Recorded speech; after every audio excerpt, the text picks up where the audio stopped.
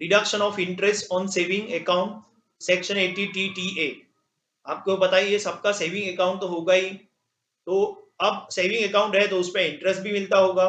तो assessee, assessee means आप लोग असेसी हो, तो आप इंडिविजुअल भी ये डिडक्शन किसको अवेलेबल है, इंडिविजुअल को। And second one is HUF, HUF को भी अवेलेबल है, इंडिविजुअल को भी ये अवेलेबल है।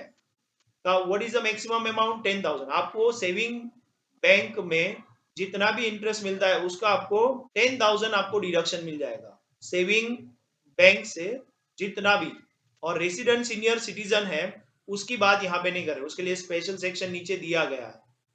और एक और स्कीम है section 10 subsection 15 that is saving account interest in post office. अगर वही सेविंग अकाउंट आपका पोस्ट ऑफिस में है तो आपको ये एग्जाम्पशन अप टू ये दोनों में से कोई एक लिमिट होगा, यानी सिंगल अकाउंट है तो 3,500 और जॉइंट अकाउंट है तो 7,000 मिलेगा। तो यहाँ पे ये सेक्शन है 80 TTA कि आपको इसमें कितना डिडक्शन मिलेगा सेविंग बैंक में। अब मान लो कि उसको 12,000 मिला है बैंक से इंटरेस्ट, तो अब 12,000 में से कितना टैक्सेबल हो जाएगा, 10,000 will be deducted and how much will be taxable, 2,000 will be taxable. ये इसका इनकम बन जाएगा, 2,000 will be consider as is और हर income.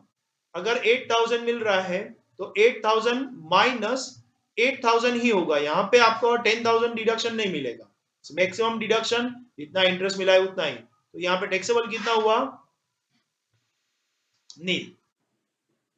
Let us understand this concept with the one example. If you earn interest of rupees 3,500 as interest from post office saving account and rupees 9,000 interest from deposit in other banks, then total interest income is rupees 12,500.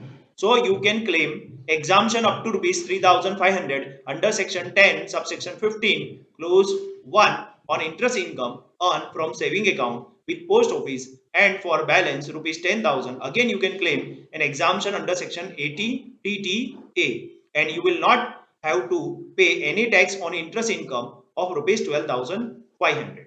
So by this way you can claim deduction. From post office you will get 3,500 as for individual, maximum limit is 3,500, and in from saving bank account it is up to 10,000, but as you are getting only 9,000, so 9,000 plus 3,500, so total interest of rupees 12,500 is exempt from tax. 3,500 under section 10 subsection 15 clause 1 and 9,000 under section 80 TTA. Interest on deposit in case of senior citizen, section 80 TTB। 80 TTB में resident senior citizen only है।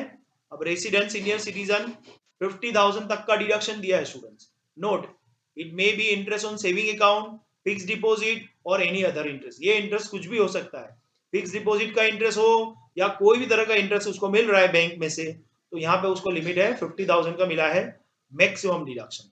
यानी मान लो कि उसको 53,000 मिला है amount in the form of interest, so from this 53,000, 50,000 is deductible. So what is taxable amount? 3,000. Like, share and subscribe my YouTube channel for more videos like this.